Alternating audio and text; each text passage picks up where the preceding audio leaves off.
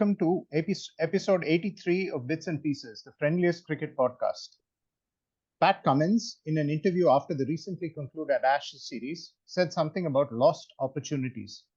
Yes, finally, let's get to it, Pat, we thought, as he rubbed his magnificently chiseled chin. This was, after all, the series of lost opportunities for Australia.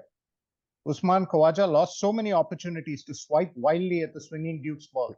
Because as we all know, every wild swipe is a valuable contribution towards the protection of Test cricket. Every delivery left alone outside the off stump was a missed opportunity. Just ask Ben Duckett. David Warner lost so many opportunities to make video content and Indian movie-based Insta Reels during a lean tour. Manas Labuschagne was so badly scarred by Justin Langer that he lost countless opportunities to stuff toasted snacks into his trousers. Steve Smith missed his flight to 2019. Travis Head's batting graph still looks like it's in desperate need of a half-wave rectifier or a proper forward defensive, whichever works better. And then we finally come to Alex Carey, a man who can surely empathize with the crazed guilt of Macbeth after the Thane of Fife and Corder decided to throw down the stumps of King Duncan when the old monarch decided to wander out of his batting crease at the end of an over. It might just be possible that I'm getting those stories mixed up, but anyway, you get the idea. Carey killed the spirit of cricket on the very ground where Deepti Sharma killed it almost a year ago. And yet, in spite of these bloody, gruesome, repeated murders, it rises again and again, a bloody ghost to haunt us all, like Hamlet's dead father. Oh, wait, I'm getting stories mixed up again. But anyway, returning to the theme of lost opportunities, in the aftermath of the most heinous crime ever committed on a cricket ground, also known as illegal stumping, Brendan McCullum suggested that his team might not want to drink beers with the Australian side. This was the most devastating lost opportunity of them all, because as any Australian cricketer would tell you, any Ashes tour is really about drinking beer. The Germans call it Oktoberfest. The Australian cricket team calls it the Ashes. Heartbroken and cut adrift from communal inebriation, the Australian team wandered hopelessly in a daze of guilt and misery, tottering through to the end of a series. There were unconfirmed reports that when Pat Cummins was asked off the record about why he underbowled Todd Murphy, he responded with Todd who? After winning two, and they lost two out of the remaining three. And after their final defeat, they lingered like lovesick pups, waiting for Baz to lift the embargo on beers with the enemy. But alas, they waited in vain. The Ashes were theirs to take back, but the opportunities were lost for a lifetime. These were the truths that we waited for Pat to speak about with bated breath. But instead, the Aussie captain spoke of wickets, runs, partnerships, and catches, the boring language of cricket, yet another shining example of the naivete that comes with being impossibly handsome, incredibly talented, and good-natured at the same time. Thankfully, notable sections of the Aussie media and some alleged Australian cricket fans were able to step into the breach and give us the coverage we had been craving, the missed beers, the lack of camaraderie, and a million reasons why grizzled, hardened Aussie captains from the past, Chappell, Taylor, Border, and Waugh, would never have crumpled in the face of Bazball. The series of lost opportunities is finally over, and it has left a massive vacuum in our lives. Here, in a courageous attempt to fill that vacuum with cricket-based sound bites, is our panel, ready and raring to go. Our first panelist is Sameer Mohan, also known as the RCB Oracle. When RCB eventually win the IPL, the sonic boom that will destroy several buildings in Guindy and Velachery will be caused by Sameer yelling, "I told you so, buggers." Until then, of course, he indulges in the somewhat masochistic pursuit of following their progress in every IPL, and the even more masochistic pursuit of tickets for the 2023 World Cup. Say hello, Sameer Mohan. Causing sonic boom in Guindy and Velachery is like straight out of Maviran plot, but okay, I'll take that any day. Our second panelist is Nitin Sundar, a man who wears many hats and is equally comfortable in all of them. Like Sameer, he is also on the lookout for tickets for the World Cup. But while Sameer is basically masochistic, Nitin is eternally optimistic. So optimistic, in fact, that he entertains wild dreams of dancing in a puja pandal in Kolkata after watching an India-Pakistan ODI at Eden Gardens. A man so positive that electrons make a beeline for him when he enters the room. Say hello, Nitin Sundar. Hello. Thanks for that intro, PDP. You can hear me? Yeah. Hello. Yeah. Which brings us to panelist 3, the most famous man from Portugal since Vasco da Gama.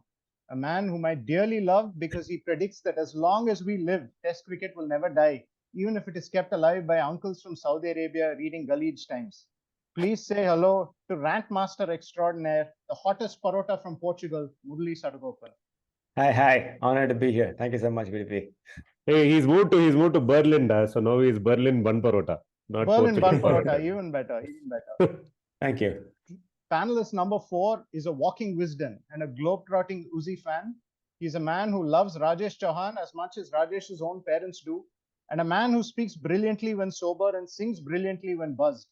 An aficionado of poha, jalebi, ghazals, and so much more. Say hello, Abhishek Chopra, aka Chops. Hello. So glad to be back here. Awesome. Woohoo! So, guys, we could there's lots to talk about. I thought we could start Yes, by talking about... let's save it for episode 84. Okay, bye. Roll credits.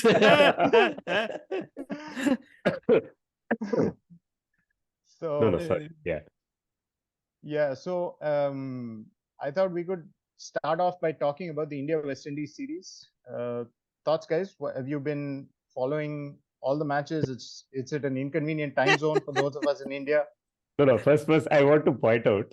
So PDP spoke about Ashes for like some 7 minutes, and then said, "How can I even talk about the India-West Indies series?" which, by the way, is exactly how much prelude and whatever build-up you need to do for India versus West Indies. You talk about something else, and This is bait and switch of the millennium. I'm like, okay, what is he building up to? Tell me about the most drab series in the last 15 years. Let's do it. Don't call it the most drab series, because the first T20 was actually exciting, right? I mean, India found a way to make it exciting. Yeah, it has not been a drab series. At least the limited overs leg has been quite good to watch. I've not watched, but I've not seen it. I've seen it. I feel like it's the popular thing to agree with you, so I'm agreeing. I have no idea. I remember that one point I switched it on. It was, I think, 6 of 1 ball with Mukesh batting, and he has an average of 6.4, a best of 5, and he's trying so to score that 6 of 1. And it's also sad because I think he was supposed to be sent before Yuzvendra Chahal.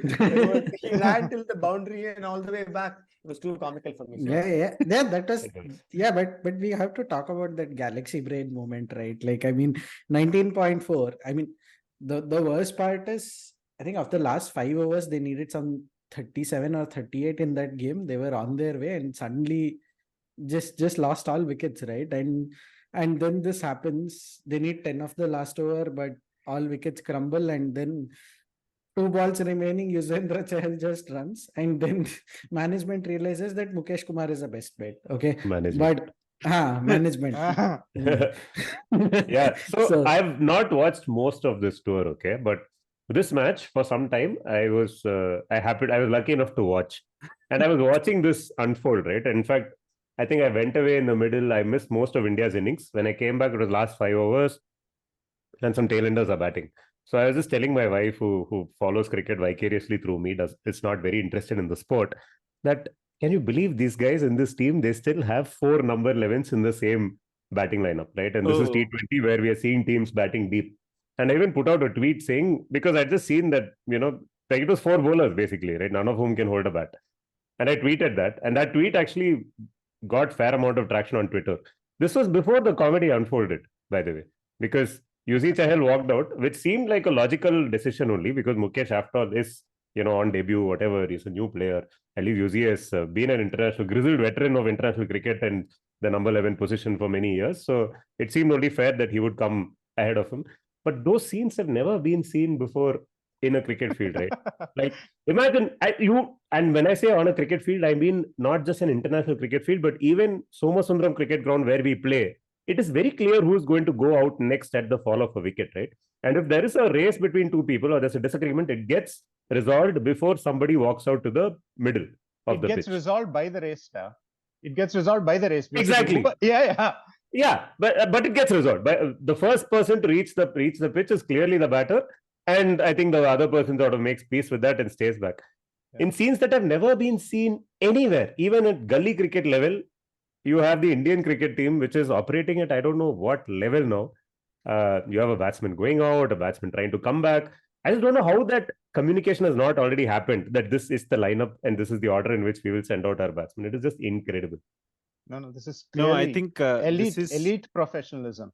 Yeah, this is why Ash Anna should play in every limited overs match also, because he goes out when he's supposed to go out, others are supposed to come in. Others don't even know when to come in, go out. So, he should play every match, and guys like Chahal and all, I mean, unreal. Yeah, I mean, just to point out, right? Like the second T20 is happening now, right? In like what 6-7 minutes it will start, and that part that Nitin said holds true, right? Like, I mean, what's the point of creating like multi-billion-dollar leagues with all the talent if you're still gonna go with four bowlers as your four number 11s, right? Like your tail is so long. I mean, it is probably longer than the Pamban Bridge, right? At this point, and Ooh. it just amazes me. And this is what they're calling experimentation. So I mean, the board is not serious about tickets. The selection stuff seems to be like on its own nice little field trip. So I don't know. I mean, and Rohit is like on his own trip, right? Like basically promoting the shit out of whatever there is. So yeah, I mean, it's such an indifferent time being an Indian cricket fan, right? Like can't you can't get. I mean, you can't support this team with a straight face. In fact, shout out to Caribbean Cricket Podcast who's just been putting some amazing tweets taking down this Indian team, right? Like amazing. I mean, we can link some of them from the show notes, but that's it, right? As an Indian cricket fan, this last week has been the first time when you can't follow this team with a straight face, and that is why Murli is having face filter and all. I just stopped following this completely. Like, I don't know anything. I'm just spouting stuff. same as what Indian teams. I have one key question. Is Rohit Sharma still in West Indies? Is he part of the T20 squad? He's not, right? Or is he? He is. He is I think technically. I mean, I think he is available for rest. Which means he's available in case the rest of them don't want to play. But I thought the team was, the selectors were clearly trying to phase out Kohli and Rohit from T20, right? After the T20 World Cup. And they're so clear about that they put Virat Kohli in a chartered flight. They said, don't even wait for the next airline will come. Like, we don't want no rescue. Please take and go vacate the area. But Rohit Sharma has been doing ads, like you said. So I don't know. Is he there? Where is he? He's in America, no? He's already reached America. Oh, he went to America. Correct. Okay. Are there any matches in America? Yeah, last two T20s. Oh, he's playing that leg, is it? Yeah, it's that K. Lauderhill Rahul wala leg, no? Wow, what is I that? don't know. KL Rahul's famously infamous highest T20 score, where India lost by 1 run. In Florida, Munde Baro Lauderhill. So that is what Rohit is doing. He's gone early to Lauderhill. Munde Baro Lauderhill. Again, he's taking a leaf out of Ashwin's book, getting acclimatized to the different sleep time cycle. zone. Already reaching there. Already sleeping. I will eat Vada Pav in USA and get ready for it. No, but I will. But I mean, it's imperative to tell our listeners that at this point, USA has like a rice crisis. So even the chances of getting Vada Pav might be difficult because Marathi Manus might be swapping out that lack of rice with Vada Pavs, right? So bad choice from Rohit. You never know. Wow. If, by the way, if Ashwin was there when that whole Chahal Mukesh thing was happened, he would have actually retired out Chahal, which would have been the right thing to do. That's what I was saying. That's why fact, he should play every white ball match, because he goes out when others are supposed to come in. This is called impact subception. And then he'll also put one Kuti story at the end to tell you why he did what he did and all. Yeah. Right now we're all like speculating. But guys, everywhere. It's not cricket match. Generally, just everywhere. If Ashwin is there, I think all problems are solved. That is true. By the way, talking about this series, have you seen Ravichandran? Have you seen Hardik Pandya's post-match quotes? He seems to be trying to sound like MS Dhoni when people are asking him questions in the post-match conference. He's saying his own shit. I mean, Dhoni used to say his own shit as well. It's not like he's trying to channel Dhoni in the message, but in the style of speaking. I don't know if anyone else has noticed this, and maybe I'll add a clip of Hardik speaking to the podcast later so that people can sense the same thing. If not, watch it the next Hardik time. Next speaking time to you the see. podcast, huh? He's going to join in our वो podcast करके जागे. आप podcast बनाओ dream 11 पे team में बनाता आज podcast करके आया. So they asked a key question to Hardik, no? Like you will be if you lose the ODI, the third ODI, you will become the first captain, Indian captain in 18 years to lose a bilateral against West Indies. And Hardik famously said it's okay to be unique or something like that, right? But the key question they did not ask him: who was the last Indian captain to lose a bilateral against West Indies? MS Dhoni. No. I'm going to say Dravid or Ganguly. The great Rahul Dravid in the famous 2006 tour, which Chops, you and I spoke about. ODI series in that tour, they won the first ODI and then lost 4 on this is the one where Bravo bowls the slow ball to Yuvraj Singh. Yes. Brilliant. That's a brilliant series. Yeah. Yeah. So Hardik would not have been unique. Even within that touring squad, he would have been, one of two people to have lost ODI series against West Indies. So there you go. Nevertheless, I don't think Hardik is sharing much. In general, he's trying to say this hyperbolic, superficial things to make him sound cool in the interviews, but he's not shared much at all. Most of his comments have been just that. What is there to share? Most captains don't share anything meaningful anyway. Yeah. But what is there to share? There is stuff to share. If you want to be sensible and discuss what you did, you can. Or you can just talk about No, but I'm just saying that they are not discuss. Like this podcast has already discussed this tour more than the cricket team, Ra. That's what I'm trying to say. No. This podcast has discussed everything. Even baseball tour, we have discussed more than baseballers, and I include Ben Stokes in that, have discussed. That is true. But that said, I want to counter Murli's point, asking him, show me one international captain who is saying anything meaningful in the press. Show me one international captain. Male format. I don't follow female cricket. Zimbabwe, Zimbabwe. Hey, you tell who's the captain. You tell who's is Sikandar Raza the captain of Zimbabwe? No, not the captain, but then it doesn't matter. I right? think in some, not necessarily post-match, but some conferences, I think Pat Cummins has come off like as a fairly sensible chap trying to see if there's a process, what he's going after, etc. It doesn't sound stupid, at least. He doesn't talk about the cricket, no. He talks about choice of sponsor and, we are like against climate change and all of that. But when he's talking about cricket, it is all like cliches only, no? I don't know. Correct me if I'm wrong. At least I have not heard anything meaningful coming out of a cricket captain's mouth in I don't know how many years. No, I'm trying really hard to remember. And 90s. Since 90s Pat Cummins is what Murli spoke about. I think when the question of Warner's retirement was posed to him, he categorically said repeatedly that he's not looking to rush anyone out the door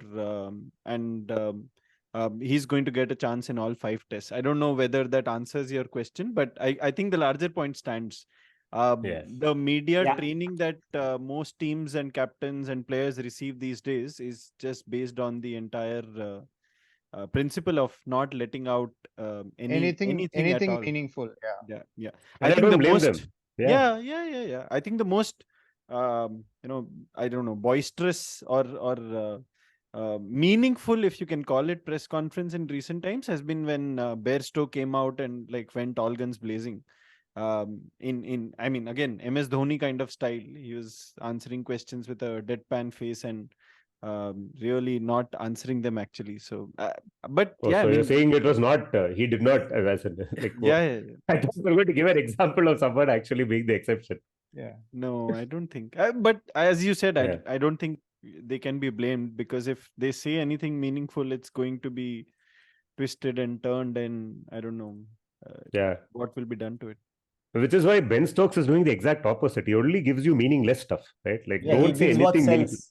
He gives. I don't know what the audience is for Ben Stokes. I think he's just trolling our podcast because we all get very worked up. New Zealand immigrants to England, probably that's a good audience, or South African immigrants to England. Who are these people? Audience over. Gone. Way. Guys, I wanted to talk a little bit about Mukesh Kumar. There's this great singer piece. Hey, what are you saying? Chandra's favorite singer. अरे Chandrasekhar's favorite singer. अरे जाने No. कहाँ गए वो दिन? No, but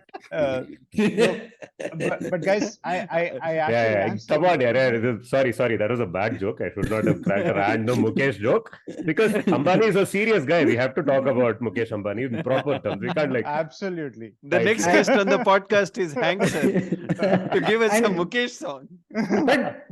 but before that you have to do that thing, no, that कि मेरा नाम मुकेश है और मैं बीड़ी गुटखा खा रहा था, and then surprisingly none of us have Zuban Kesari here, right? So Hey, Nitin is clueless. Nitin, when did you last watch a film in when India? did you last watch a movie in India, by the way? Last I week, think- I went to saw Oppenheimer last week. What Okay. is this? Oh yeah. So Okay, you okay. saw the ad, no? Oh You no, would have seen now- the ad.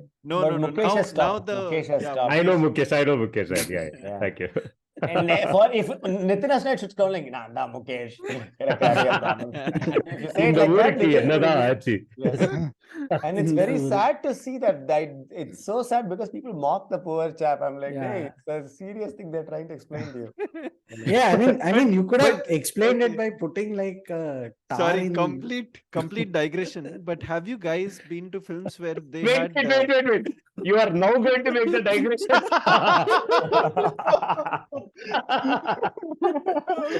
have you seen- Make it anyway. have you seen brand का the- grip निकाल के digression कर रहा है. Welcome to the intermission podcast. Yeah. Where we are talking about anti-smoking ads. Have you seen the anti-smoking ads in movie halls which had Rahul Dravid in them? Yeah, I have. I You've mean, been to a movie hall that had Rahul Dravid in it. And you were focusing on the anti-smoking ad. anti-smoking ads. Yeah. Yeah. I think he was No, but the brand way ambassadors you for, framed that sentence, it was like Rahul Dravid was in the multiplex. Was it anti-smoking or helmet ad that he used to come in? No. He was also. I This He think- was doing. So this was before or after he had a Foursquare sticker on his back? I don't think he had one though. He never. He He had had Britannia one. much. He did. Britannia. He No, had was not. Foursquare. He had, Foursquare had a very clear tier 2 Foursquare strategy. had 5 Srinath. guys. Ra. Oh, sorry, can he had name the Wills five? only. He had Wills only. He had Wills- Wills or Who Foursquare. can name all the Wills. Foursquare bat users? Wills will give you. Who Yeah. can name all the Foursquare bats? Manjrekar. No, Azharuddin. Azhar is wrong. Hey, Azhar Rujak, is you're wrong. thrown out. Srinath, Please go and listen to Heads and Srinath. Tails podcast. Manjrekar, Srinath, Venki, Nayan Mongia. Nayan Mongia. Nayan Mongia. Syed Sabah Karim. Oh, So Sabha Karim had a face too. Yeah. Yes. No, this is talking about India. That face as That in the face. face at 4 squares. And so many Not a keepers, straight right? face like Indian fans. There was a period where they were just changing so many keepers in between. It was hilarious. Like a bunch of names you'll just never remember as somebody who played for India. Like who? I remember all of them. Ajay Ratra scored a century. Noel in David. Uh, Noel No, David. David never kept wickets. It was No, no, Samir was Ajay. living in some dream arena where Azharuddin I used didn't to hear the Foursquare. wicket keeper part. Samir Yeah. Dige bhi to So tha na. then randomly you're saying Noel David. I missed the wicket He keeper didn't part. hear, so instead of saying what, who, he said Noel who. Anybody who This is how he got in the team also. Ra. Yeah, Somebody didn't has hear said from- someone, okay, Noel David. No, but didn't Vijay Dahiya or Samir Dige, one of them also have like an overseas of them. test century? Sri Lanka, Oh, I guess. No. Just because that keeper has my name, I will now alter cricketing records to say he had an overseas test century. Hello. Only, No, I'm overseas, just asking. only wicketkeeper who had an overseas test century outside Ajay Asia Ratra. was Ajay Ratra. Not Yes, even MS yes. Dhoni. MS And in Dhoni that didn't have a test- century outside Asia. And in that test, I think VVS, Jaffer, Dravid all ended up picking test wickets. Yeah. Wait, didn't Dhoni tour Zimbabwe that one series? Yeah, but he where- didn't get any 100 there. Highest is, I think, 90 or something. Hey, I just wanted to 90. say this detour 98 is like now 800 kilometers off the main path. Correct. Like, we're Yeah, so far out. We are in a different country driving at 120 kilometers an hour going further away. No. 100 kilometer boss. Apparently between Bangalore and Mysore, if you drive more than 100, you get a fine. So it's 100 kilometer. So, but Perfect. before Perfect segue to talk about Mysore Express. Jawad and Srinath. Jawad and Srinath. Goes and Andre Kembra. No, please. PDP, please bring this back to the Mukesh that you want to talk about. Since we have all introduced our own Mukeshes into this conversation. Oh, God. No, but seriously, guys, there's this lovely piece. There's this lovely piece by Shashank Kishore, which he wrote, I think, after Mukesh Wait, got Ra. his what? Kishore writing on Mukesh has a nice ring to it.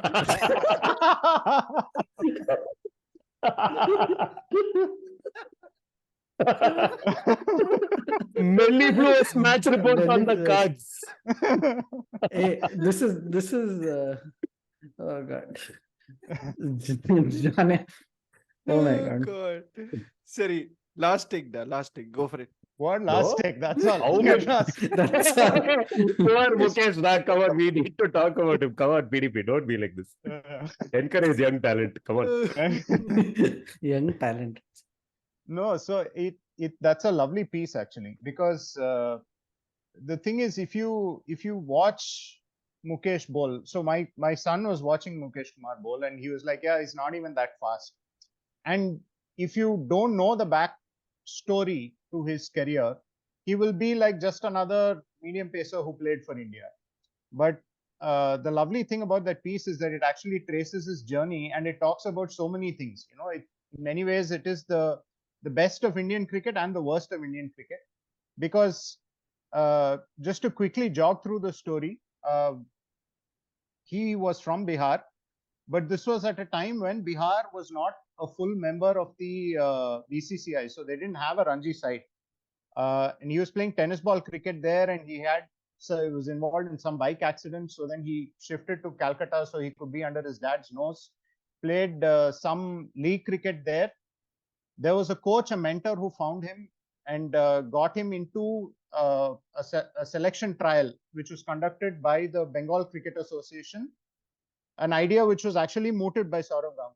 So they had guys like Waqar Yunus and VVS Lakshman to come and scout for talent, basically. But enough about Sunrisers scouting program. No, sorry. No, but I mean, it's crazy. So the poor guy is waiting for his chance to bowl all day. And after waiting for, 5-6 hours, he goes off to take a leak. And they call his name and he's not there. He's in the loo, basically. Yuzvendra Chahal came out to bat. Yuzvendra Chahal came out. But that's basically what happened. He came back and he had to beg Ranadev Bose, saying, boss, I had genuinely, gone to relieve myself. Please give me a chance. And they gave him 5 balls. Okay. And he impressed them and he got selected as part of that program. And a couple of years later, he was making his debut for Bengal, which itself was a very interesting thing, because there was apparently a lot of noise within the team that someone from Bihar is being given a chance. And there are so many guys from Bengal who, could have been selected instead. But he has a few up and down years. He has a couple of, in his debut itself is very memorable. He gets, Sehwag and all that on debut. And so the larger point is that there are so many domestic cricketers who sacrifice so much to play cricket. It's just nice when one of them actually makes it to the top, and for a few minutes you can just feel happy for him, because we see so many examples of where the ugly side of capitalism, right? But there is a side of capitalism that gives Mukesh Kumar an IPL contract. It allows him to change the life of his family. It allows him to transform his life. And that's a wonderful, positive thing. And I think it's something that we should talk about, as something we should celebrate. Now you can get back to shithousery. I'm done. Sorry, PDP. Absolutely. Yeah. Story. Yeah. If not for all of this, then he would have just been one of the other Mukeshes that we were talking about. But now he's standing out as, the Mukesh Kumar who played for India. And he's good talent. He doesn't have the pace or anything, but solid bowler.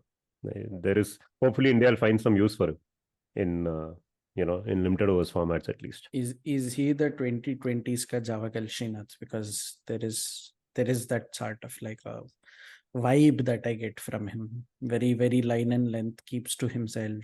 No, also I thought he bowled quite well at the end of that T20 game. Yeah, I was quite absolutely. impressed with that. Yeah, I mean, Those 2 overs. I think he bowled 18 and 20. Overs 18 yeah, and 20. Yeah, the yeah. last over was pretty good. I think I saw it only in the highlights, but I think it was a pretty good over to finish. Yeah, yeah. No, I think I'm not sure how far his international journey will go. Even though his journey so far is quite uplifting, inspiring, as you put it, PDP. But I think it's one of those stories. Again, another story, of a player rising to the top and proving his worth in this tour itself is Yashasvi Jaiswal finally getting the nod and scoring some big runs in the test format. So yeah, I think there are many such stories in Indian cricket over the years, and for every such story, you can't help but wonder how many such stories are sort of unwritten or unfinished, so to speak. And Mukesh, I don't know how far he'll go in the test format, especially in the era of baseball, etc. Baseball कर दिया उसको. Yes. I mean, it's mostly that only. But yeah, I mean, but the Yorkers were too good. I don't think I've watched an Indian pacer land their Yorkers so well, so consistently in those last couple of overs as he did.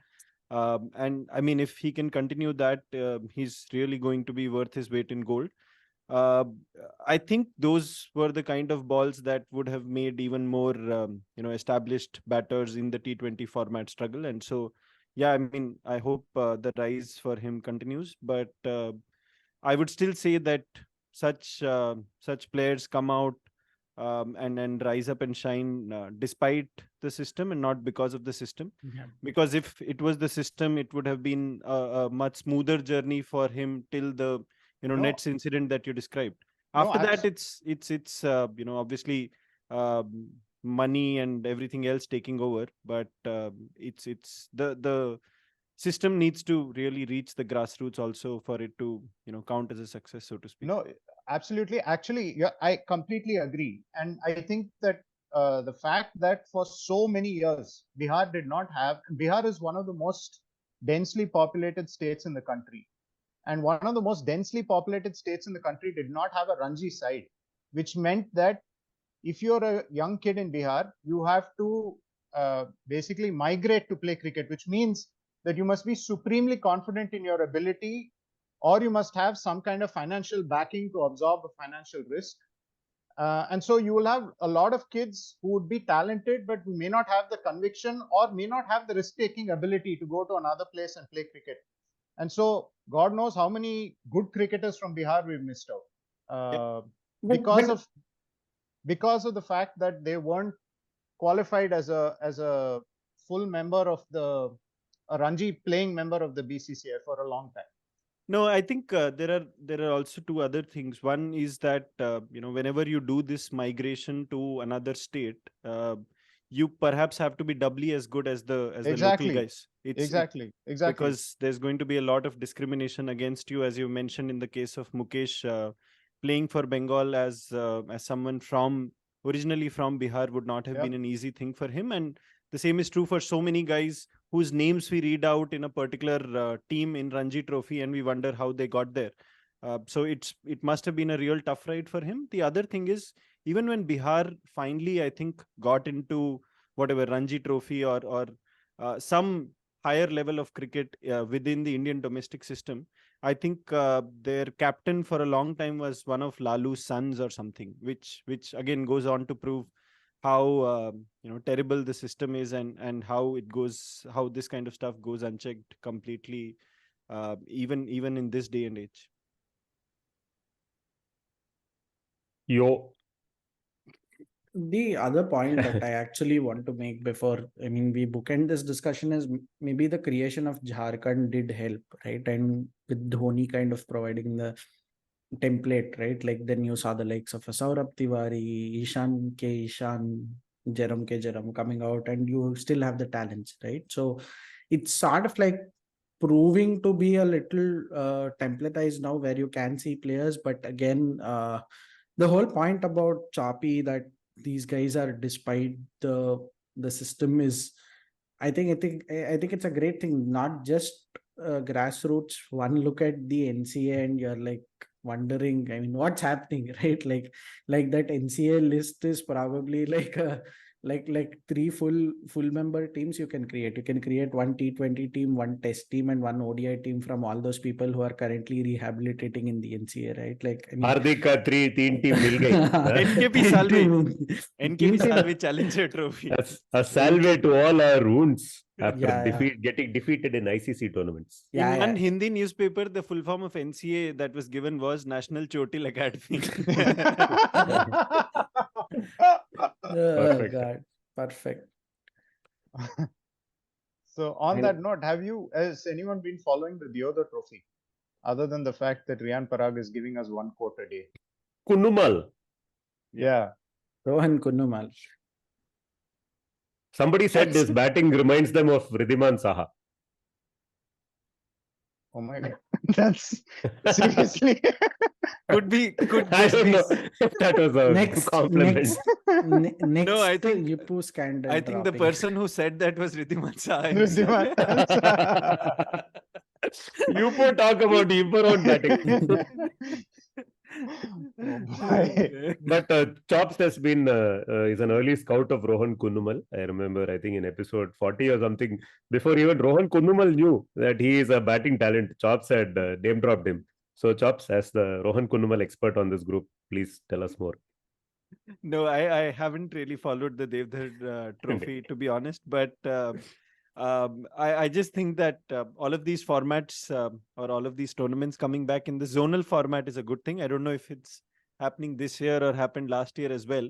But the zonal format really makes sure that the tournament counts as something.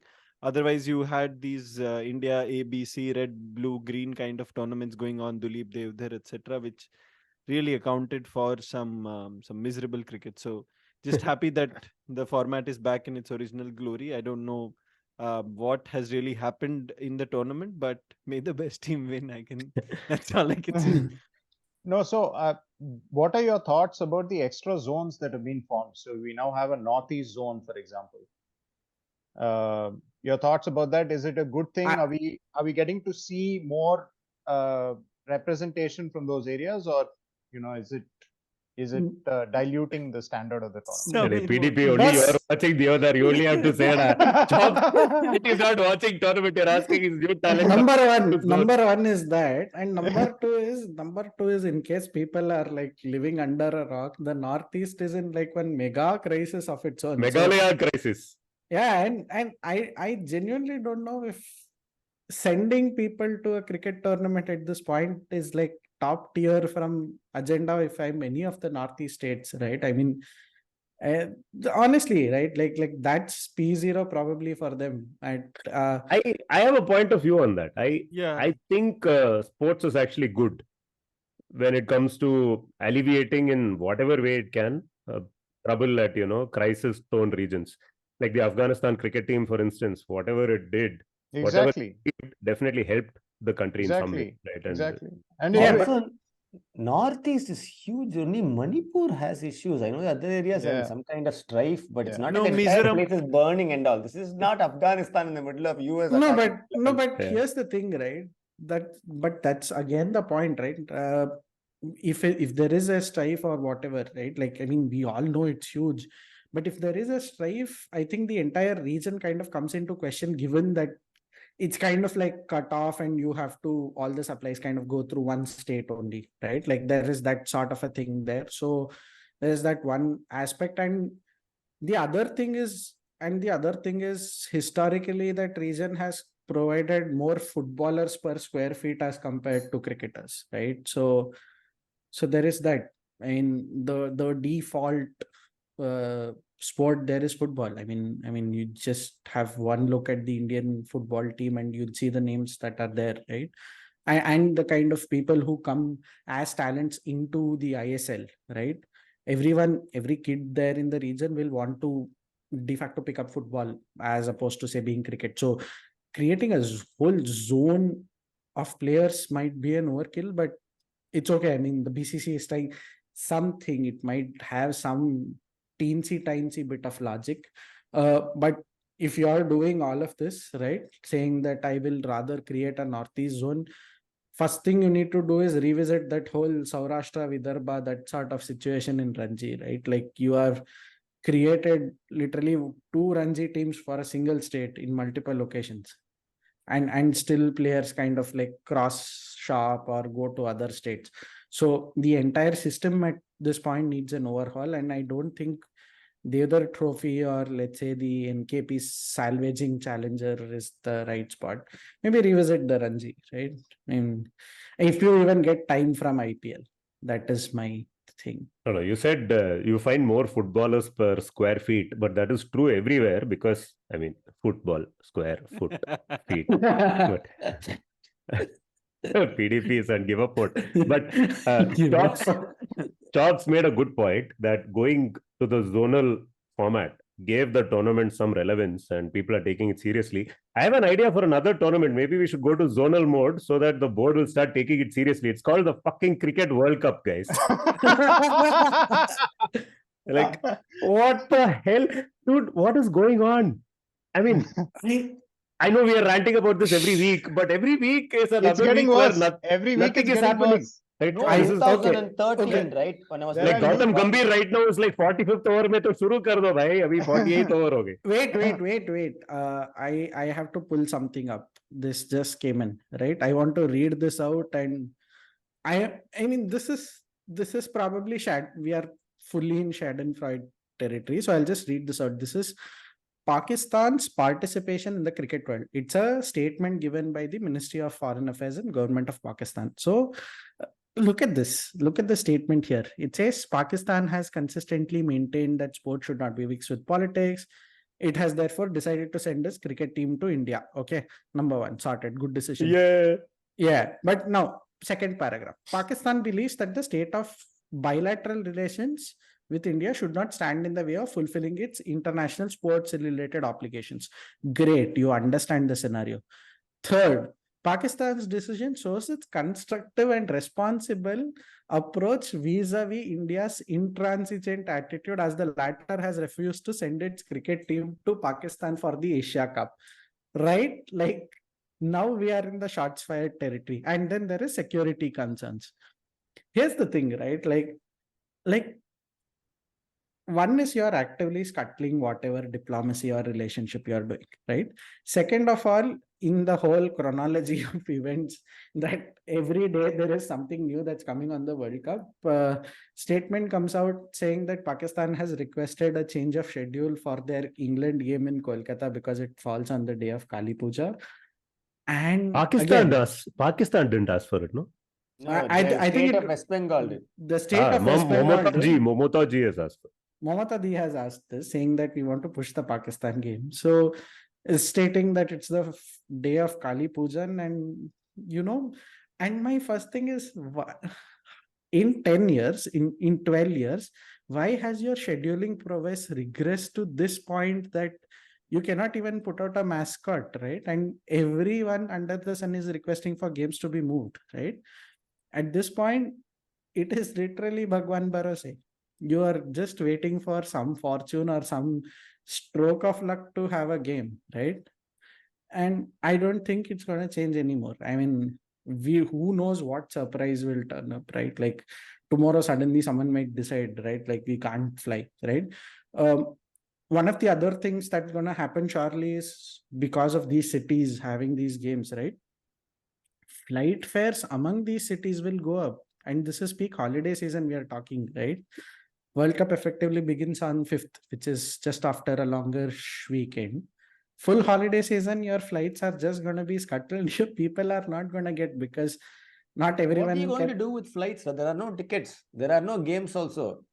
I'm saying if you keep flights aside as charters for the cricketers, Virat people Kohli. who want to travel for Diwali vacations or Dasara vacations will have to.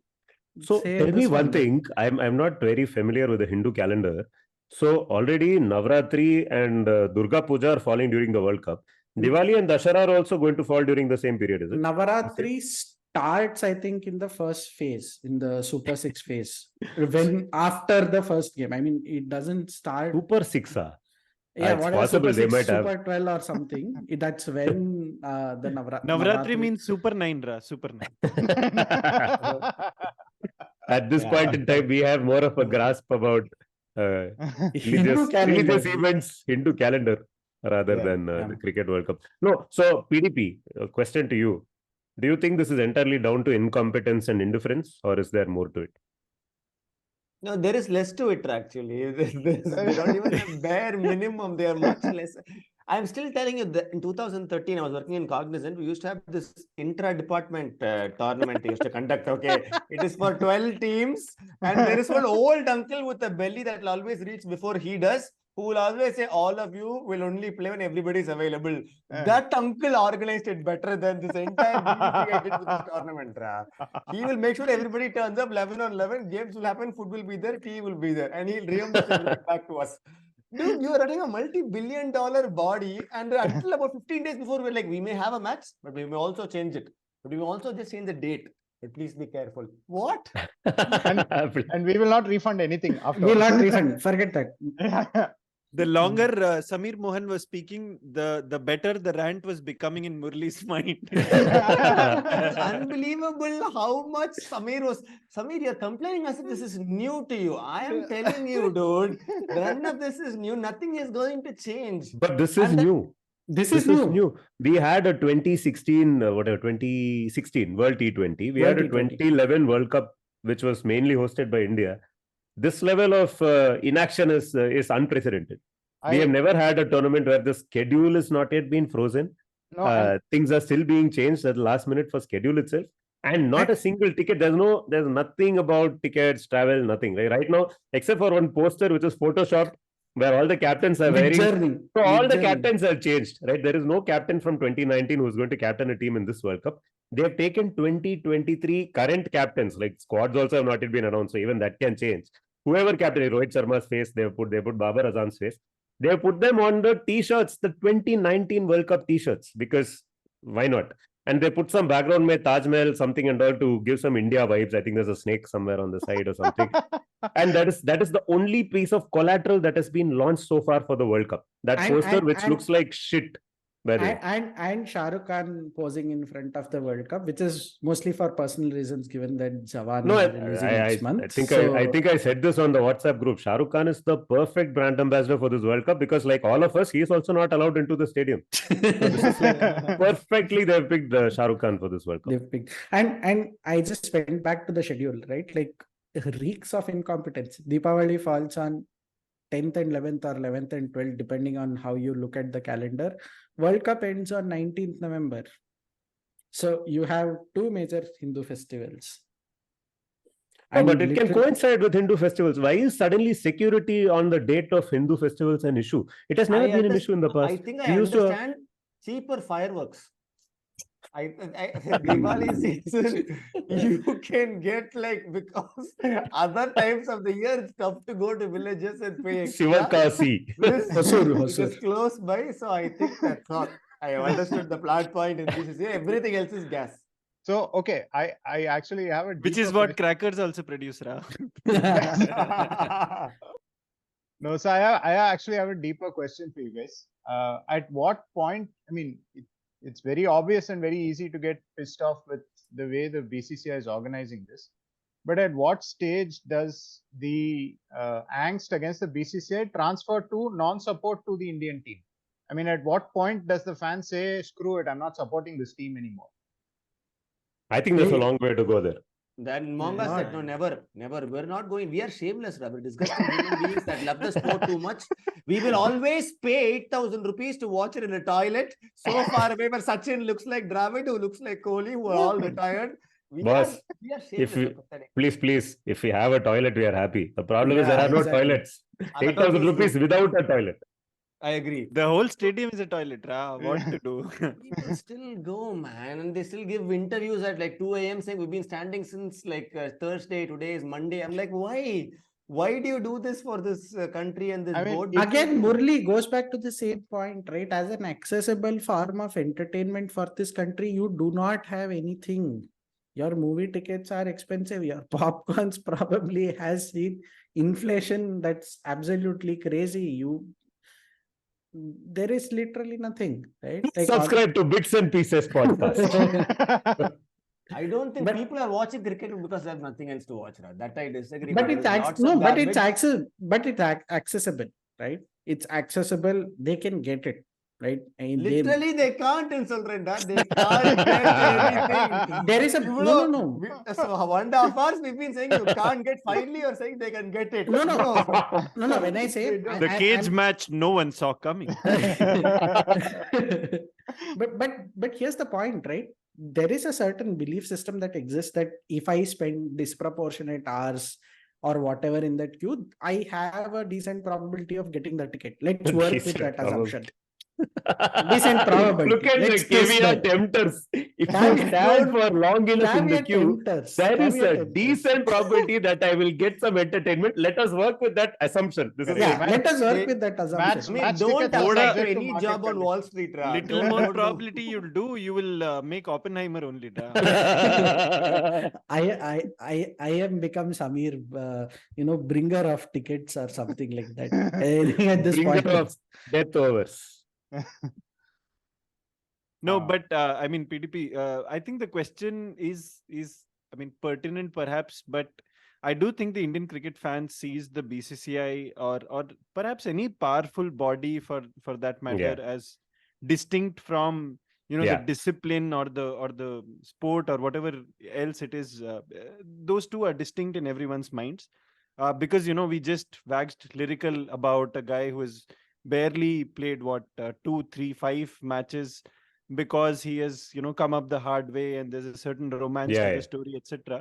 Those kind of stories will always be there, and I mean, like in everything else, people will find a way to succeed, come what may. And those of us who have sort of grown on a steady diet of cricket will find it very, very difficult to sort of wash it away just like that because of a mismanaged World Cup or something like that. But I mean, the point is, for the newer generation, where the consumption of something like the IPL has happened hand in hand with international cricket, and perhaps even more than international cricket to that extent, and a particular format. Maybe for all the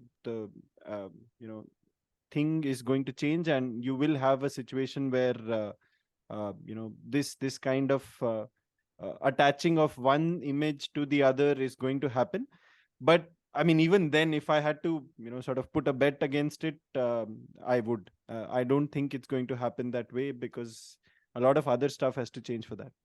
I have a response, two responses actually to what Jobs is saying.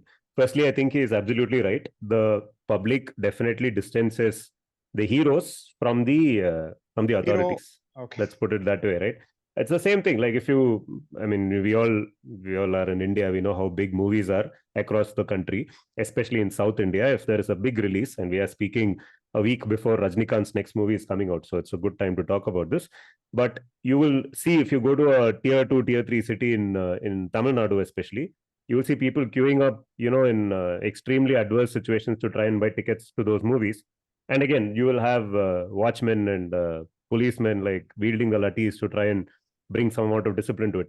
And the name of the film is Jailer. Film is Jailer. Solid Viv Richards reference over there. But yeah, that doesn't mean theater owners have apathy, Nitin. I think they are not. They don't, right? It's not so These much the guys theater do. owners also, right? The people, when they, no, you're right. But the fan at the end of the day is booking a date with the hero. Yes, And perfect. Yeah. and whatever comes in between is part of whatever. They've underwritten that as just part of that experience, and they'll put up with it and go and watch cricket. So I don't think most people might not even understand that there is something called the BCCI that runs cricket, right? They think there's an Indian cricket team and there's police and security that sells tickets. They don't even know that there is a board that is responsible for both of these experiences, that is the common thread between them. So most people don't even probably see the connection. But I disagree with Chop's other point, where he says kids who are watching IPL these days and will probably vote with their feet and probably stop supporting the Indian team and instead support an IPL franchise. We saw the number of ticketing brouhahas that we had this year during the IPL. And I take the simple example of Chennai Super Kings, right? If there ever was a franchise where the brand and the owners and the entire aura around that franchise is so closely linked to the team, it is actually Chennai Super Kings. and you actually had a few fans come and say, hey, we are supporting your team with so much, blood and sweat, and you guys still make us stand in lines for whatever 3 days. And we saw the IPL final, which was absolutely mismanaged in Ahmedabad with, stadium leaking and all of that. The experience in the IPL is not any different. And obviously, it's not any different. You're using the exact same infrastructure, the same systems come into place. Yes, you replace ugly looking pan hoardings with some other glitzy looking hoarding, but that is just, lipstick on a pig, as they say. But even when it comes to the Indian team, the dichotomy between the BCCI and the Indian cricket team is quite big, not easy for a normal fan to decipher. When it comes to IPL, it's actually very easy to see that as one entity, right? I am supporting Chennai Super Kings. I see the owner. I see the everything around the team is yellow, right? It's one brand at the end of the day that I'm supporting. Even there, I don't see the fans voting with their feet anytime in the near future, because ultimately, we are a community that is so super invested in cricket, and we're looking for more and more ways to continue to stay invested. And at the end of the day, there is some magic that happens on the field which helps us forget all the beatings that we take before we get into the stadium. Nitin, while I understand that and while I get the point that you're trying to make, there will be some point of substitution that comes to play, right? Maybe here's the thing, right? Like the brouhaha around CSK, whatever that aside, for a certain section of the population, getting IPL tickets during the league stages was fairly easy, right? Which is not the case here. They will rather see that as an experience and say that, yeah, ye itna acha hai, ye itna bakwas hai, and they'll try to say that, oh, I would rather go for an IPL game because it will be easier despite the tickets being more, right? But like no, that I literally know people like us who spent like days together trying to figure out how to get a CSK ticket, and they could not, because they were seeing people standing in queues for 2 days. It was not a better experience. There are no people, except for the people who know clubs or are associated with clubs Who or got associated free with tickets. sponsors who They get free didn't pay. tickets. got There's tickets, nobody yeah. else. There's nobody else, and that nothing is different. My broad think- stroke point is it's not very different in the IPL. It is of course different in other countries. But in the IPL, you're putting the same systems at play. It's not going to be any different. Because ultimately, the same boat running both, right? You're right in the sense, I mean, at least the apathy levels towards the fans continue to remain so poor for the BCCI. But they are very clear that the IPL is what really matters to them. So at least they ensure that the bare minimum gets done in advance, which also they're not doing for this World Cup. That much I'll give you. No, so Nitin, I completely get the point about CSK, and which is why I said that if I had to place a bet right now, I would bet it. I would place the bet against this phenomenon happening, that the two continue to or become one in the minds of the fans. But I'm just saying that the ticketing, for example, is one bad experience that CSK fans had. I definitely think that some of the other popular franchises, let's say Mumbai Indians or RCB, you can count those two as perhaps the next two most popular ones, or the fans are the most rabid, so to speak. Those two, I think, do a much better job of fan engagement, which the Indian team, I mean, the BCCI doesn't know a thing about. And while the ticketing is still out of the hands of the teams, because the BCCI decides how it's going to be done, physical, e-copy, this, that, whatever. I think at some stage these teams will figure out, that fan engagement is a big source of support, and that will even happen more because of these teams going global in multiple geographies, where they will perhaps learn from how other leagues are managed in those countries, etc. And perhaps the IPL experience minus the ticketing will become better, right? For example, in Wankhede, if you go to the stadium today, you have an MI flag waiting for you on the seat. Now, I don't know how much that would mean to you or me, who perhaps don't view the IPL with that level of intensity, so to speak. But it's a big deal for a kid. It's a big deal. I mean, when a kid enters the stadium and he finds that he has a flag to hoist, I don't know, that must be doing something for him. Of course. Even right now, if you go to watch an IPL match in Wankhede, I am genuinely surprised every single time I go there how a stampede isn't happening, and there are no two ways about it. I fear for my life, and that's why now I figured out that either you go very, very early, or once the match has begun, to be able to get safe entry into the stadium. But at some stage, I think, for example, it's not unimaginable to say that Mumbai Indians is going to have a stadium of its own somewhere in Bombay, and the entry there will be world class. Maybe it's going to be in BKC, which is, almost all of it is owned by the same owner. Maybe things will be better there. I'm just saying that I have much more to hope from the IPL team owners in terms of fan engagement. The ticketing, will perhaps take its own sweet time to get sorted out, and may not ever get sorted out. And if that happens, if the fan engagement gets much better, then kids 10 years from now still following cricket of a different kind will perhaps dissociate themselves from the Indian team because BCCI is so insipid, so to speak. Not disagreeing with that. Yeah. Yeah. That's also private entities versus government bodies, uncles versus youth. You get like a cool comedian hosting shows. Murli, sorry to interrupt. Not a government body, charitable organization that's not liable to pay tax, not liable to be asked information under Right to Information Act. Sorry, please continue your legally not government, but for by all definition, just a bunch of uncles who don't really care, and then a Jaisha next to them, right? So it's a pretty difficult. That CTS uncle with a toppa who organizes the cricket tournament that you mentioned. It's very tough, I think, to expect them to be able to bring fan engagement to the level a proper private organization would. Nevertheless, miles to go for these folks. If they wanted to, they can take that leap. And Chops brilliantly explained why RCB unbox actually happens, right? Like, I mean, a lot of people Sorry, laugh. I talked about RCB without permission. No. Obviously, you have to do unbox before the season, because during the season they get boxed. Everyone else. Please. But that's the thing, right? Like, I mean, the unbox event has its own set of fans. Like I know a lot of people who in that event, everyone unboxes their new calculator for their this new season. Or bad. Good segue probably into the big news of the IPL week. Probably, like we don't have a new unboxed calculator, but we have unboxed IPL a new week, coach in this week for the IPL. They got a new manager. Got a new it's just a new head coach at this point. Unboxed, not technically unboxed, but there's a new coach now. Famous line from the movie Pushpa says, "Pushpa naam sun ke flower samjhaya kya, flower nahi fire hai main." But so RCB has decided to bring Andy Flower as the coach. I mean the roulette keeps going. I mean So the question is, when do they bring in KP as their batting coach? No. If it can happen anywhere, it will happen in the IPL. It'll happen at RCB. It will happen at RCB. It'll happen in the IPL. Let's not forget the Kumble, Tendulkar, Simons, Harbhajan were all in the same team in the IPL. Ponting was also in the Sorry. How can I forget Ponting Ponting? and Jayasuriya. Ponting and Jayasuriya. It was like What is the Jayasuriya angle? Ponting and Jayasuriya, no? Kumble, Tendulkar, Simons, Mumbai Indians. Jayasuriya kahan se aaya usme?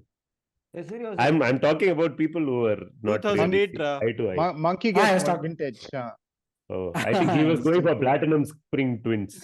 Ponting and Jayasuriya.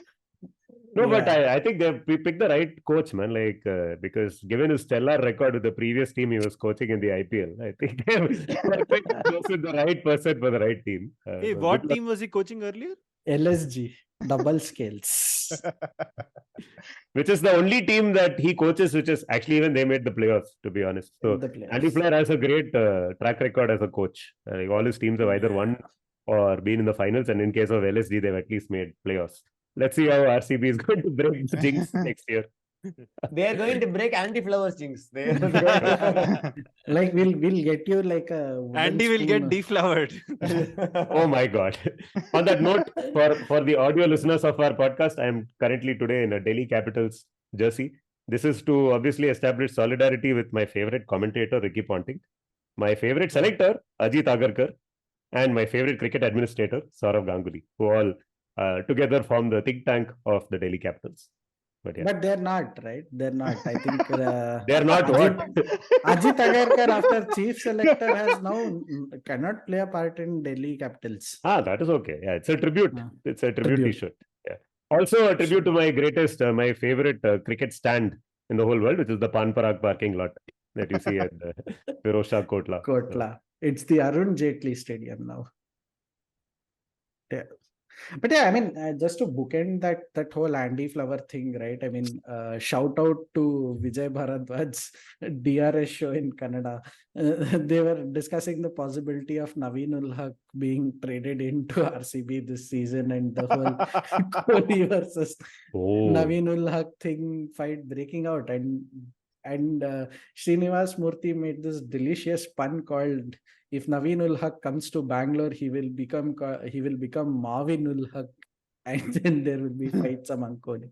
Who is Srinivas Murthy? Some Infosys guy, is it? No, Srinivas Murthy used to be a Karnataka player. Oh, okay. Yeah, they call him Jan. I don't know what's the connect between his actual name and his pet name, but yeah, he said I was like, okay, God, you cannot go worse than this. I mean, you create a feud for mangoes and then you get Naveen ul Haq and then make that atrocious pun. So it's just crazy. I mean, but given that this is RCB, you never know what's gonna happen. I'm not gonna say the dreaded 4 words because it's like it's probably the he who must not be named for this team. But let's see. I'm optimistic. Which one? Anyone can, but Bangalore can't. That one is it? No. What is the dreaded 4-letter word? Huh? Yeah, nice bait. What is it? 4 word? He didn't say 4 letters. He said 4 word. I said 4 words. I think they are always losers, something like that. In yet another episode of Dumb Charades. Hey, Sala, Abhi. We love the calculator. I don't know. Pant is blue. ಈ ಸಲ calculator ನಮ್ದೆ. Since we are talking about replacing the old with the new or with the old, we have to talk about the balls at the Ashes, which we have not touched upon. PDP, please allocate some time for this important discussion about the Duke's balls that eventually cost the Ashes or did not cost the Ashes. By the way, have we even agreed who actually won the Ashes? Because I think Australia believes Australia won the Ashes. England believes England won the Ashes and the moral Ashes. Most fans believe Australia won the Ashes, I guess, because most people are not fans of England. ICC believes Australia won the Ashes because they gave fewer negative points to Australia since they were being more generous with the overrate calculator. We have to talk about that also, about the overrates. So, yeah. The story with the balls was, I think it's a bit of a non-story. The allegation was that the ball was changed when Australia were batting, and that the ball that was replaced suddenly started swinging and seaming, whereas the old one was like gun barrel straight. Now this is, I think, as wines go, we've heard some really good wines from both the Australian and the English side, but this is pretty high up there because they lost a bunch of wickets to Moeen Ali, okay, which had nothing to do with either swing or seam.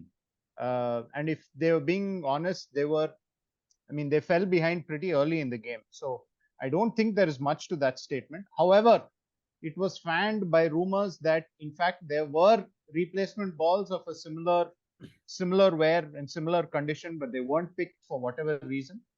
But honestly, I think these are bad faith arguments. I mean, unless you have absolute proof that quote unquote ICC neutral umpires are motivated to support one side, you can't be going around slinging allegations like this. I think it's poor form. I mean, if a journalist is doing it, it is extremely poor form. Poor form, but enough about David Warner at the Ashes. Wait, didn't the Duke's owner say that this is probably Dileep Jajodia, Hamara Banda. Didn't he say like this is one of those older new balls that was never used, Correct. which is like 5 years old? No, he has debunked it now. Oh, he has? I just think Dileep Jajodia likes to be in the news. He has been all over the press in the last few days. I agree. I also think Nitin likes saying Dileep Jajodia time to time. I think it's a good name for him. He could have said he many times, but he's like, no, I'll repeat the name anyway. It sounds good. He makes the Duke's ball and he makes my tongue Duke inside. So I will repeat it. No using tongue on balls though. But so the complaint, by the way, that image that circulated that showed the 2 balls, the ball that was replaced and the ball that it was replaced with. Like I think I again mentioned on the WhatsApp group, you remember back in the day at photo studios, they have a gloss finish and matte finish, the 2 types of photos they will show you, and you have to choose. I, by the way, could never decide which one to go for because both actually look good in their own way. Matte obviously looks more classy, but gloss obviously looks more glossy. So, but in this case, definitely that ball that they picked up later seemed like it was much newer. And this goes back to a big question that I've always had. Where do they get these replacement balls from? Who is demarcating these balls? Like, is there a net that is happening somewhere where someone is keeping count of how many overs get bowled and say, hey, 30 overs, stop bowling now, don't use this ball for another over because this is going into the 30 over box. Like, how are these balls actually kept? Like, who's keeping track?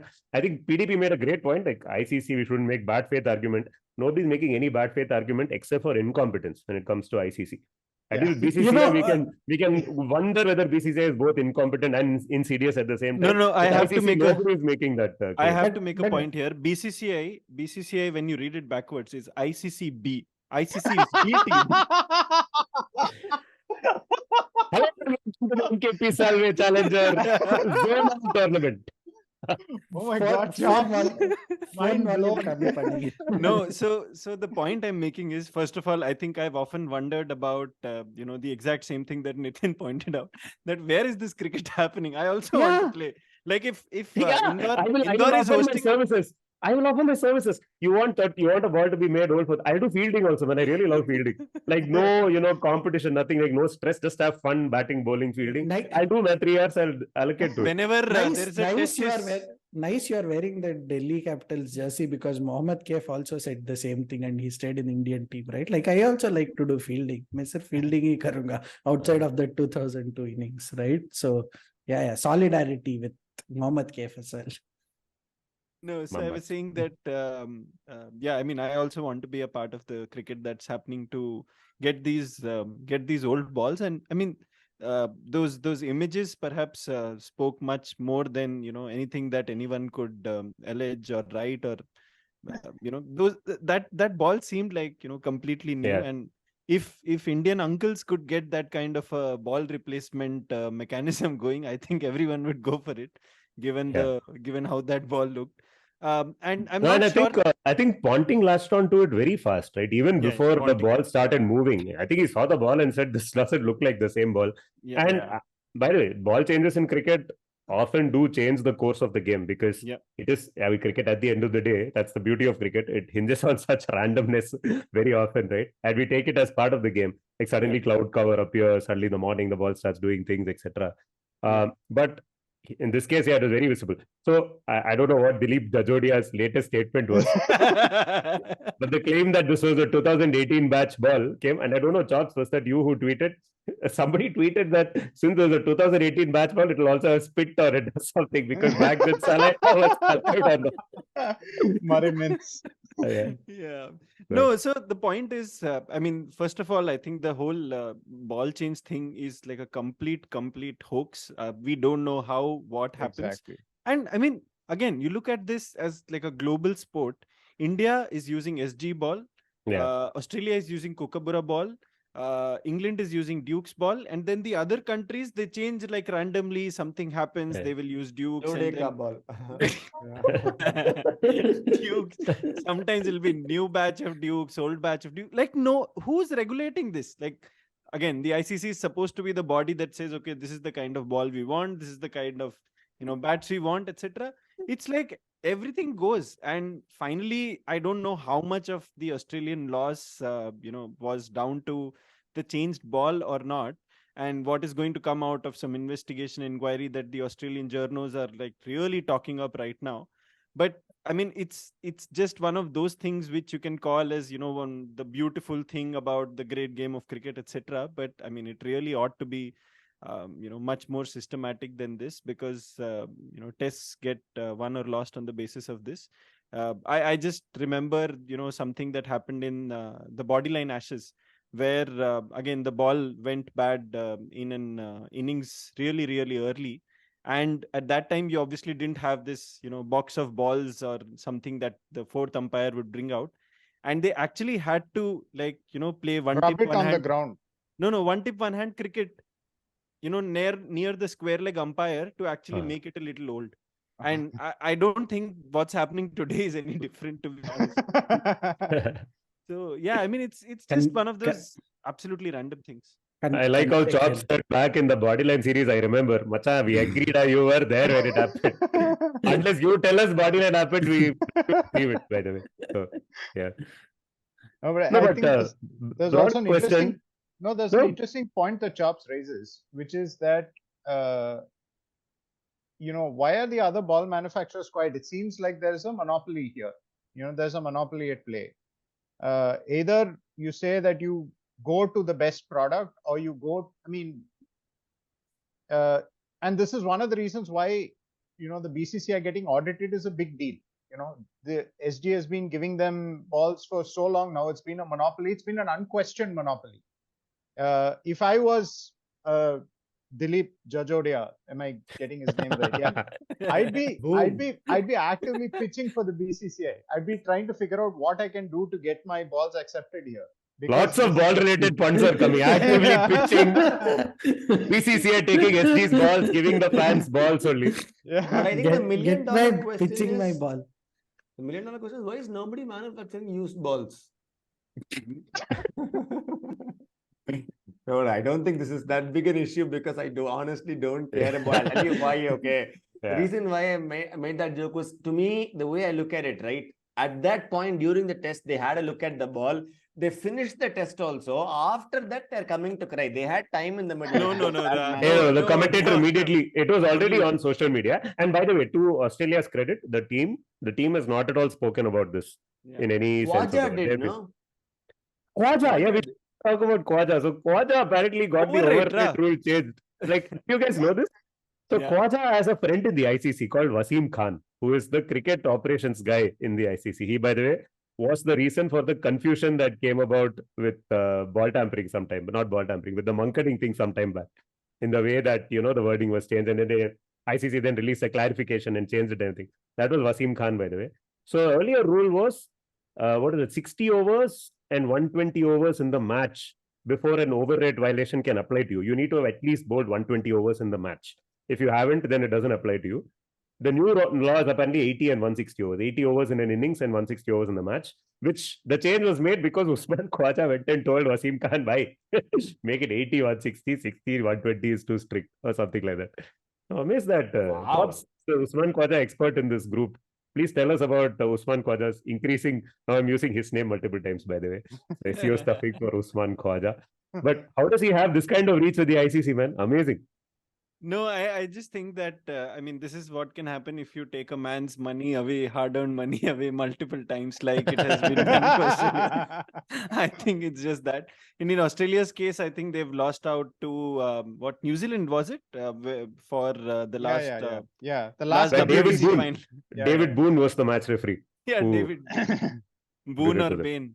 That we have to decide. But yeah, it's just hilarious how things happen in cricket. It gives us lots of fodder, because it's like, we are stand-up comedians, and this is how things are run. So lots of comedy material. We need fodder because cow skin is required to make balls.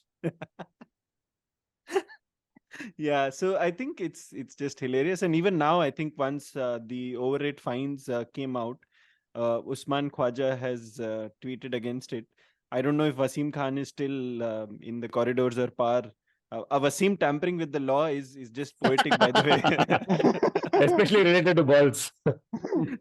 He was 19. Maybe the conversation happened in the morning, so that's how it worked. That's all I can say. I just think ICC is obviously very stressed because the BCCI is fucking them over with this World Cup. They don't know how to take out their anxiety. They're like randomly imposing overrate fines now. Like business. England have caught a 19 or 18 or 19 point fine, which apparently is more than all the teams put together.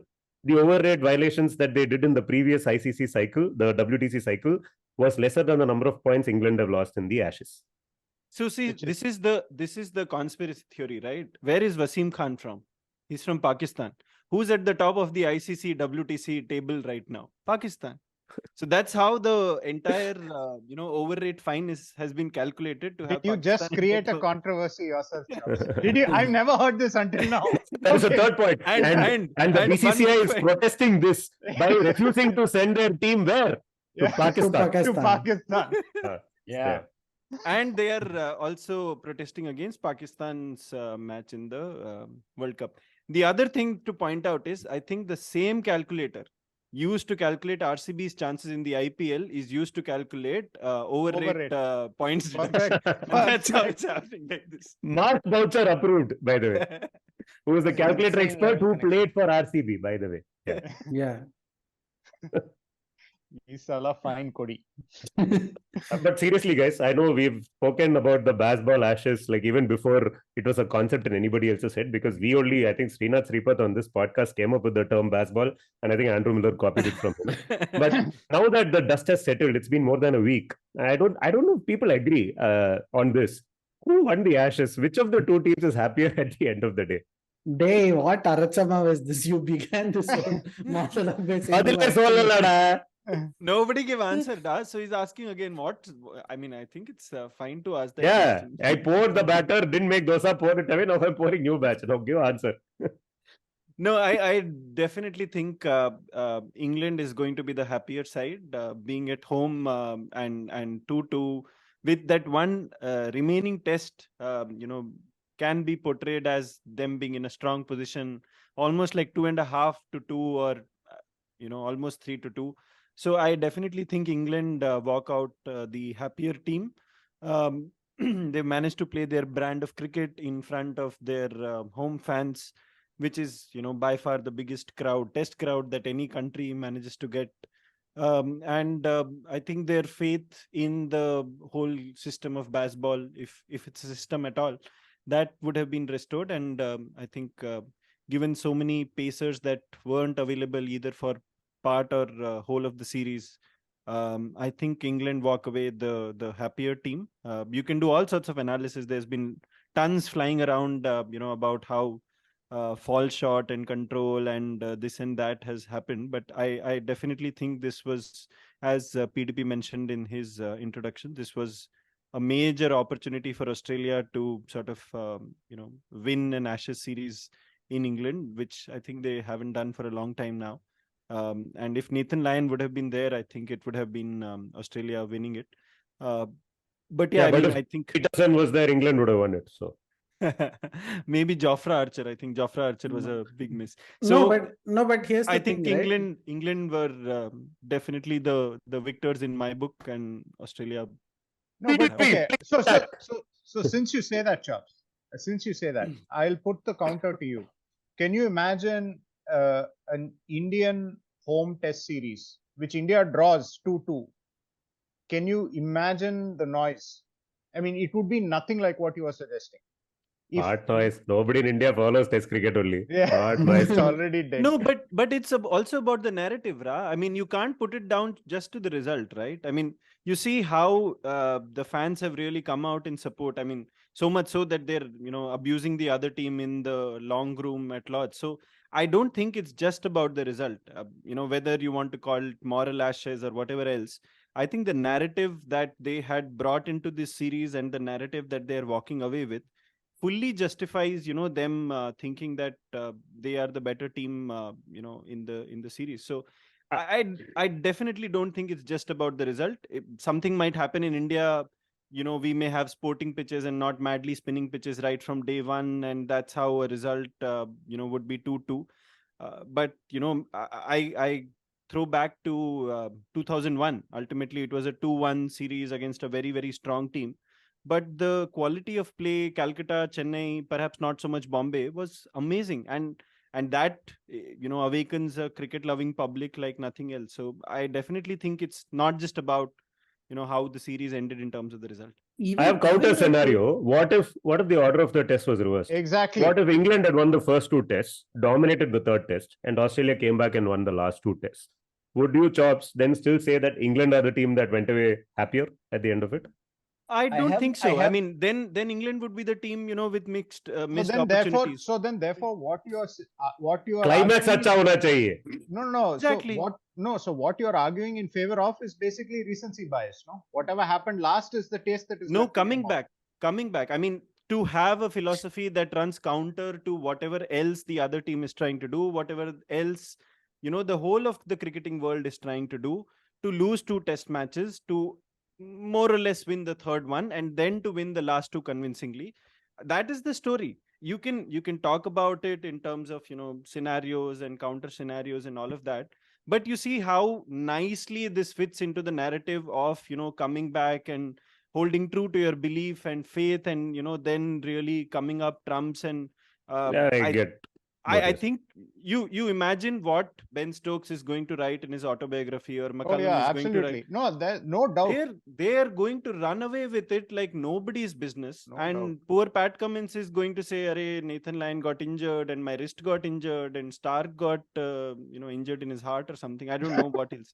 Nathan Lyon said, "I did not see baseball at all in the Yeah, two test that- matches I played. In his entire career, he has not gone at over 4 runs per over. He went in the first two test matches that he And played." was he blind to not see the deep point and deep square leg fielder right from ball one? Like, what are you talking about, man? Like, No, I but think no, but Yeah. you here's had the to thing. lose cricket to save it first, Ra. So that's why they had to give away two tests Ooh. first. So it's deep like that. Plus, I also think that, again, to take another analogy, if you give, very difficult test for 3 hours to 10 Harvard grads and 10 accountants from out of Cognizant, right?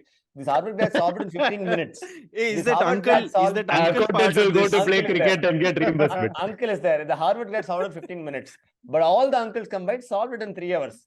Who won? Both of them got it in the 3 hours. You're just saying England brought a supremely subpar team compared to what Australia brought. Both of them got 2 each.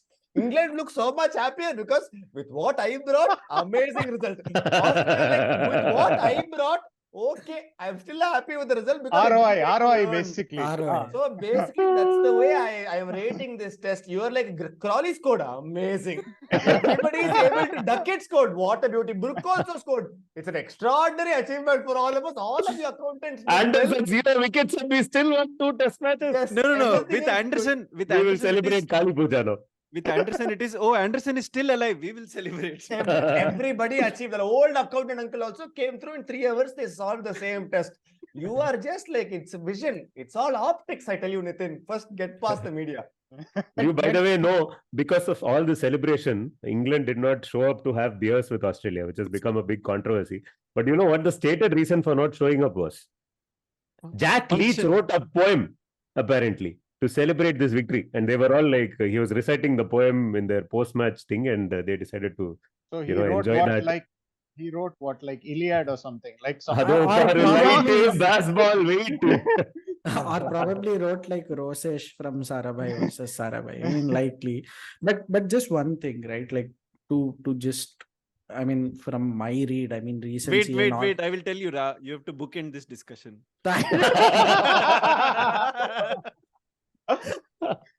Oh God. Hey, use that twice. I'm not gonna use it a third time, but Supremely The on- subpar. Sorry, I just wanted to say that. Murali said it. It's a nice alliteration. It's very South Indian style alliteration. Supremely subpar, bacha. Movie eppadi irundhu. This is- Supremely subpar. arundhu. It This is is that those kind of an Matrabhutam. England side. Matrabhutam letters that appeared in Hindu for some time. No? Totally. Like, Yeah. I think Yeah. Murli only wrote it, Ra. yeah, we now have the identity of the Matrubhutam letters, but Jack having Leach. s- Jack Leach could be or Murli Sadgopan. But think about it, right? Like, Murlich.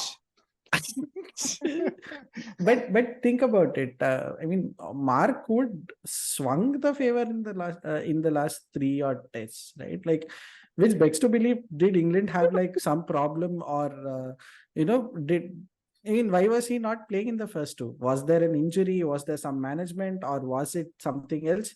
But yeah, I mean, he just came in and he just hoo-hooed his way into, I think That's England, for large part, felt just by talking they'll win the Ashes, which is why they even picked Josh Tongue instead of picking their best fast bowler.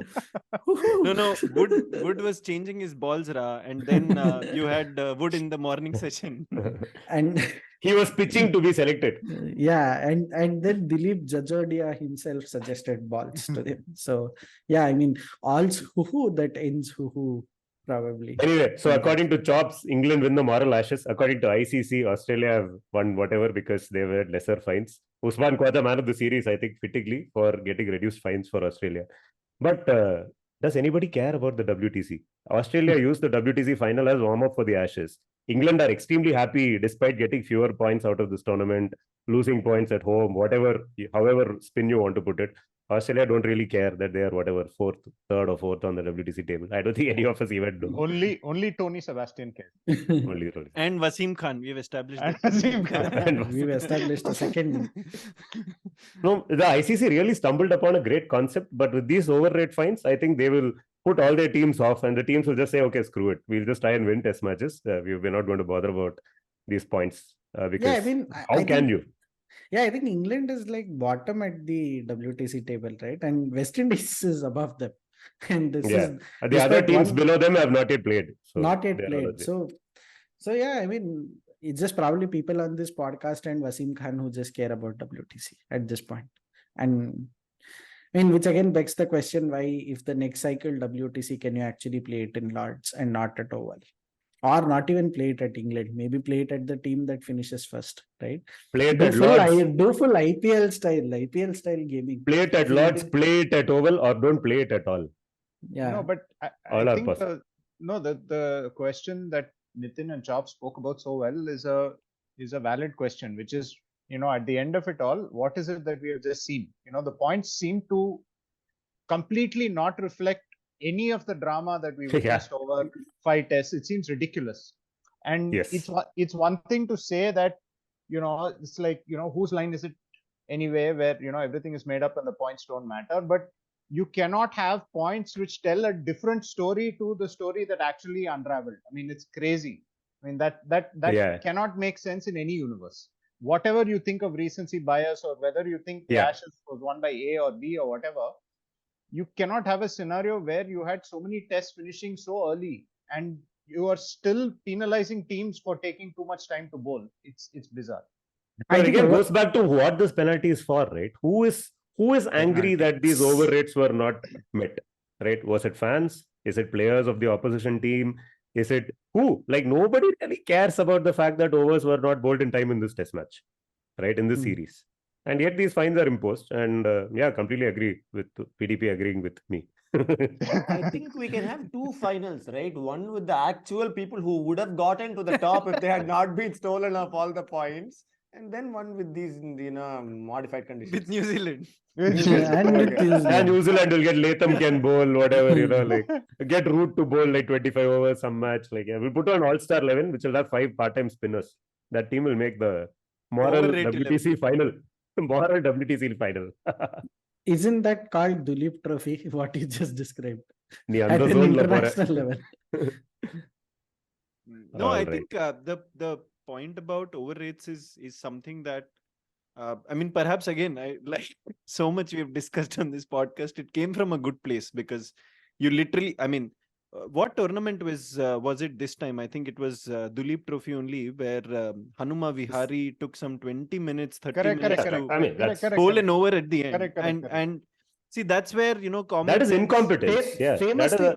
Famously, even Dhoni did the same at the IPL, right? Like, he went and chatted with the umpire just so that Patirana could legally bowl that over. That also happened, right? So that is all of those are just incompetence, right? Umpires not knowing how to enforce the rule of law, or not having the powers, or feeling they don't have the powers, which is very different. So, like, our group, we have all been like super captivated by these Ashes, right? I think uniformly we can agree, whether you supported England or Australia or Bazball or Ozball or whatever, all of us enjoyed Come ball.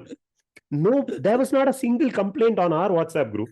And I've the other WhatsApp groups that I'm part of. I complained about come ball. It's a horrible word. I told you.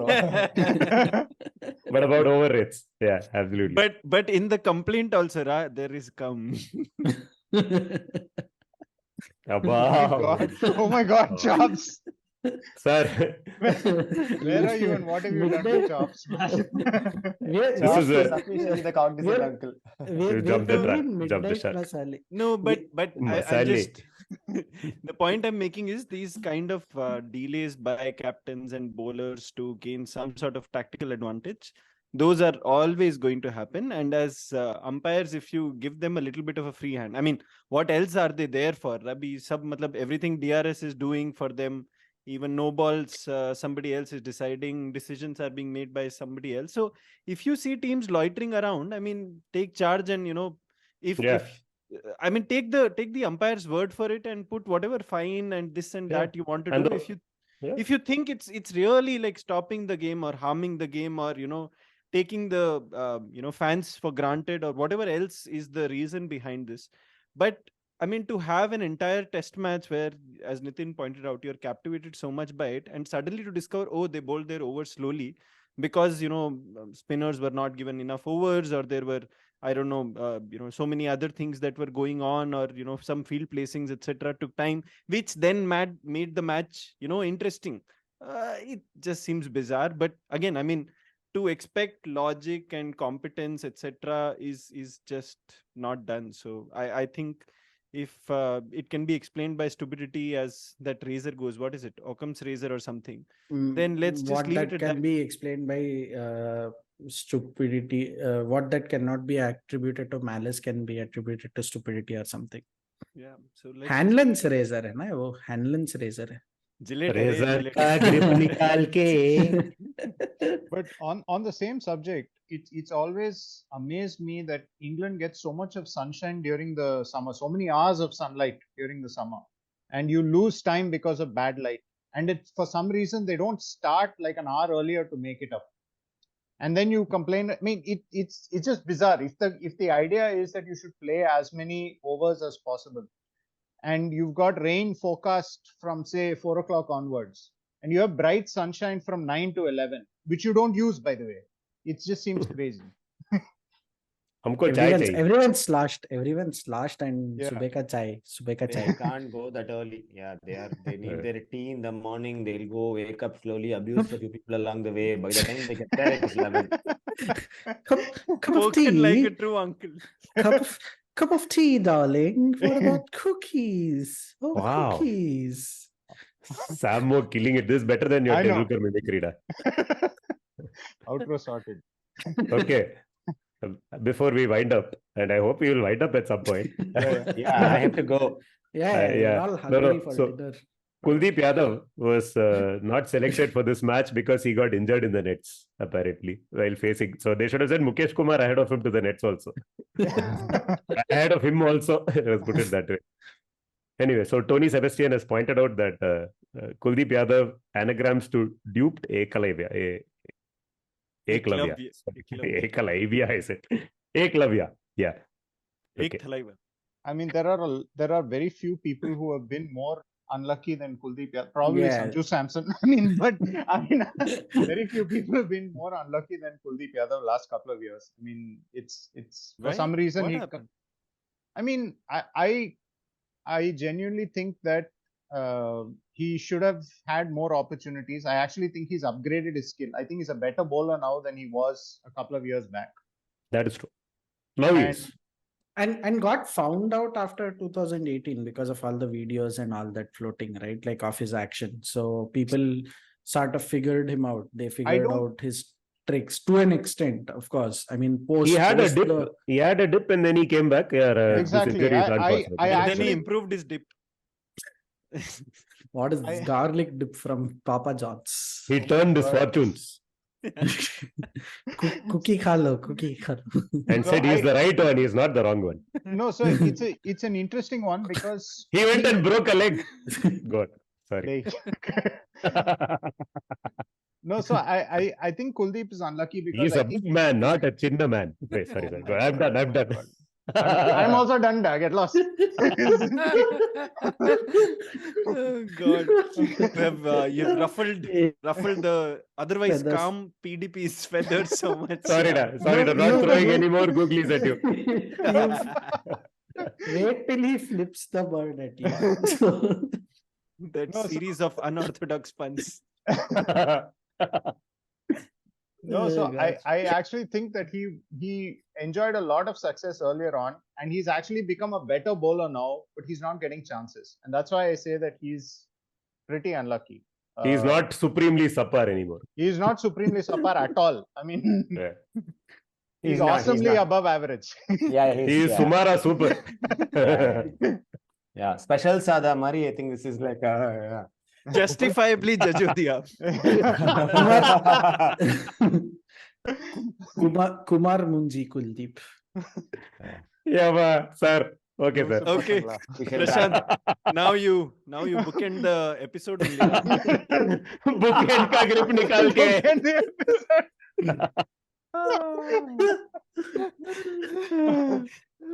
Okay. Oh wow. Okay. Okay, guys. Thank you so much for listening, watching this episode 83 of Bits and Pieces. Please do leave us 5-star reviews wherever you get your Leherado. podcasts. Yeah, I mean, we are ending episode 83. Movie 83 ends with that song. No, that's right. That you only have to tell that. Leherado. But we came to make podcast. We came. Please not we came. I mean, exclusive podcast. We here dedicated to make balls. podcast. Yeah. Oh, appadi. Sorry, da PDP. No worries. Okay. Done? Done. Thank you. Bye. All right. Thank you so much, you guys. Thank But you. thank you so much, Bye. guys.